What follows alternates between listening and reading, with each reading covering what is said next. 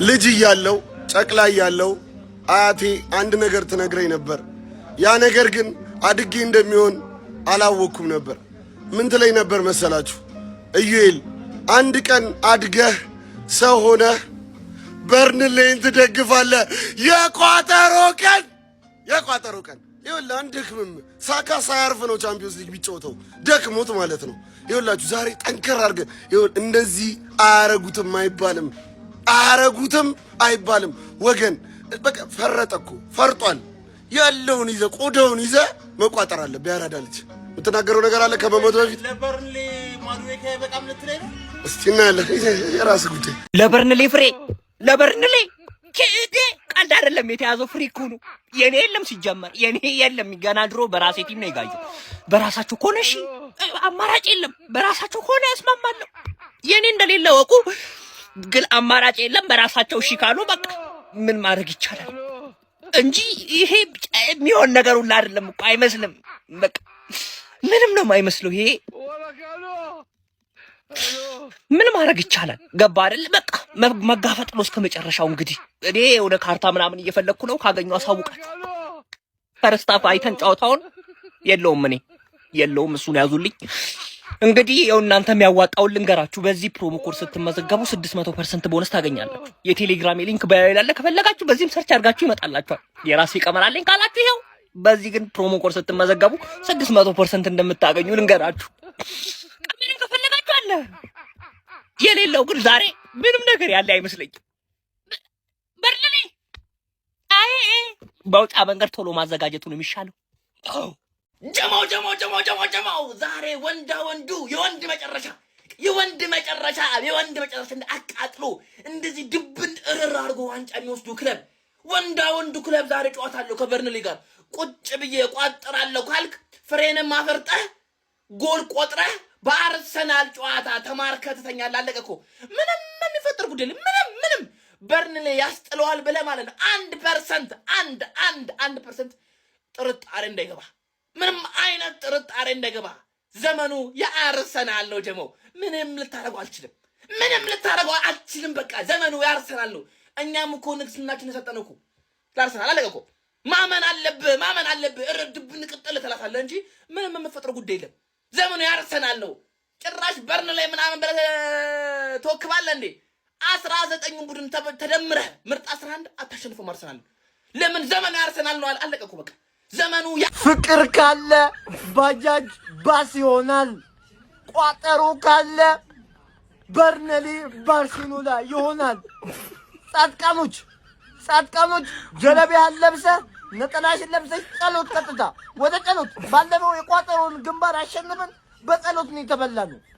ጻድቃን እባካችሁ ጻድቃኖች በቃ ተባበሩ። ለዛሬ የቋጠሮን ደግሞ እኛ ፍሬ ከነ ሙሉ ዘለላው እንቋጥራለን። በቃ ከነ ሙሉ እንቋጥራለን። ቋጠሮን ግንባር ነው ያለው፣ የጸሎቱን ግንባር። እባካችሁ ተባበሩን። በቃ እናመሰግናለን። በእግር ኳስ ማለት ነው ታይቶ በማይታወቅ መልኩ ከሌላው ጊዜ በጠነከረ መልኩ ከባድ የቋጠሮ ቀን ነው ዛሬ።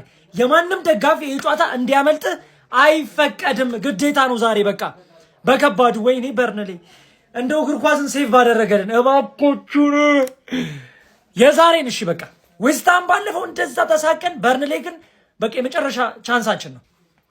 አባቴ የሆነ ነገር ደግሞ ሲፈጠር አልታወቀም። ዛሬ ከባድ ቀን ነው። እኔ ውይ ቋጠሮ ዛሬ ይለያል። ገብተናል በርንሌ ተከስተናል። እንግዲህ መተንላል። ደህና አድርገን ልንቆላ ነው ማለት ነው። ምን ታፈጣለህ አባቴ? እኔ ሲጀመር ከማንቸስተር ዩናይትድ መለያዎች እኮ ለብሼ አላቅም። አታቀኝምና ነው እኔን። ስለዚህ በቃ አታፍጣ። ግን የዛሬው ጨዋታ ማለት ነው አባቴ ከልክ በላይ ይቋጠራል። አይገልጾም። በቃ ዛሬ ሰላማችንን የምናገኝበት ቀን ነው።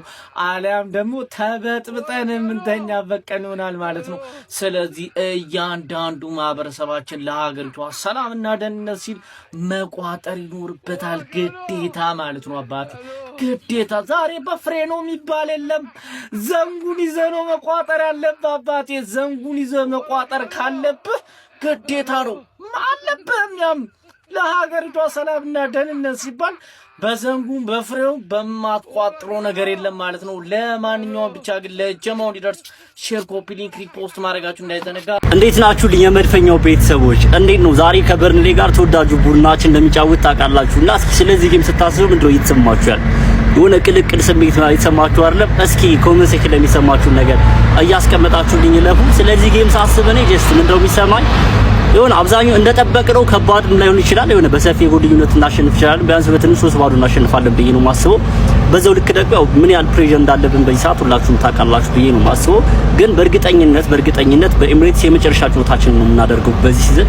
ይሄንን ጨዋታ በእርግጠኝነት ደጋፊውን ለማስደሰት ምናምን ያው ያለውን ፕሬሸር ተቋቁሞ በመጀመሪያው አጋማሽ ብቻ ሁለት ጎሎች አስቆጥረን የምንወጣ ከሆነ ማለት ይሄ ጨዋታ በሰፊ ልዩነት ማለቅ ይችላል። እኔ በዚህ ሰዓት ማለት ነው ከተጫዋቾችም ከምንም በላይ በቃ ቦስ ሚኬል አርቴታ ላይ ያለኝ እምነት በደንብ ከፍ ያለ ነው። ይሄንን ጨዋታ ራሱ በእርግጠኝነት ፕሬሸሩን ተቋቁሞ ማለት ነው ማሸነፍ እንደምንችል በጣም እርግጠኛ ነኝ። ቦስ ሚኬል አርቴታ ከቅርብ ጊዜያት በኋላ ኢቭን እየሰራለት የነበረው ላይናፕ ምናምን ደጋግሞ ተጠቅመው ያ ግትርነቱ ምናምን ነገር ትቶ ኢቭን ከኛ ሁላ አስተያየት መቀበል የጀመረ እስኪመስል ድረስ በጣም ጸዴ ከቅያሬዎች ጀምሮ ውሳኔዎች ነው እየወሰነ ያለው። ይሄንን ጨዋታ ራሱ በደንብ ማኔጅ አድርጎ አሸንፈን እንደምንወጣ ባለሙሉ ተስፋ አለ። የኛን የ22 ዓመት ጥበቃ የሱን ደግሞ የ6 ዓመትና የ7 ዓመት ፕሮሰስ ማለት ነው ለመገላገል ሁለት ጨዋታዎች ብቻ ነው የቀረው እፎይታ ለማግኘት። እነዚህን ሁለት ጨዋታዎች አሸንፍ፣ ፕሪሚየር ሊጉን አሸንፍ፣ ወደ ቻምፒየንስ ሊጉ ጥሩ ሜንታሊቲ ይዘኪ። ለአንተም በእርግጠኝነት ይሄንን ዋንጫ ማሸነፍ የምትችል ከሆነ በዚህ ዓመት ፕሪሚየር ሊግ፣ ቻምፒየንስ ሊግ ማሸነፍ የምትችል ከሆነ የሚቀጥሉትን ዓመታት ዋንጫዎችን ጥርግርግ አድርገህ እንደምትበላ በጣም እርግጠኛ ነኝ። ምን ያህል አቅም እንዳለ እናውቃለን። አሁን የምትጫወትበት መንገድ ኢቭን በዚህ ሲዝን ፐርፎርም ያደረክበት መንገድ ራሱ ያለፉት ዓመታት ትሮማ ምናምን እንደሆነ በደንብ እናውቃለን። ሚኬል አርቴታ የሚፈልገውን አይነት እግር ኳስ መጫወት የሚችል ነው። በጣም ብዙ አይነት ፕሌይንግ ስታይሎች ያሉ አሰልጣኝ ነው። ቦስ ሚኬል አርቴታ ሌትስ ዱ ኢት እናድርገው። በእናት ግዴታ ነው። በቃ ይሄን ጨዋታ እናሸንፋለን። ከዛ ባለፈ በዛሬው ጨዋታ ላይ ስታርቲንግ 11 ውስጥ ላይ የምፈልገው ተጫዋች ማንንም ድሮፕ ይደረግኝ አይ ዶንት ጊቭ አ ሺት ማርቲን ኦዴጋርድ ልመለከቱን ፈልግ ተጫዋች በቃ እንደዚህ አይነት ጨዋታዎችን ለማሸነፍ ኦዴጋርድ ምን ያህል እንደሚያስፈልገን ሁላችሁም ታውቃላችሁ ብዬ አስባለሁ። ኢዚ ወይ አይ ቲንክ ስኬሊ ራይስ እና ኢዚ ኦዴጋርድ ነው የሚሆነው። እኔ ኦዴጋርድን እመርጣለሁ። ኢዚ ሌፍቲንግ ያሰልፈው ትሮሳርድ ደግሞ ከዚህ በፊት ጎል አስቆጥራለች። ጥሩ ፎርም ላይ ነው ያለችው።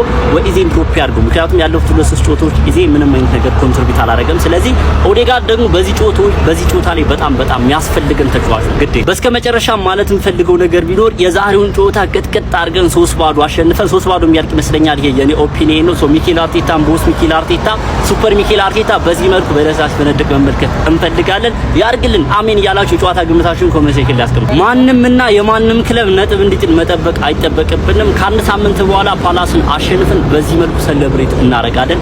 እመኑኝ ከሞኒ ገነርስ ኮፒ ሊንክ ሪፖስት ማድረግ እንዳይረሳ። ቪዲዮዋን 3 ጊዜ ማራ ጊዜ ኮፒ ሊንክ አድርጓት። እንዲሁም የጨዋታ ግምታችሁን እንዳልኳችሁ ኮሜንት ሴክሽን ላይ ያስቀምጣችሁ። ይመሻችሁ።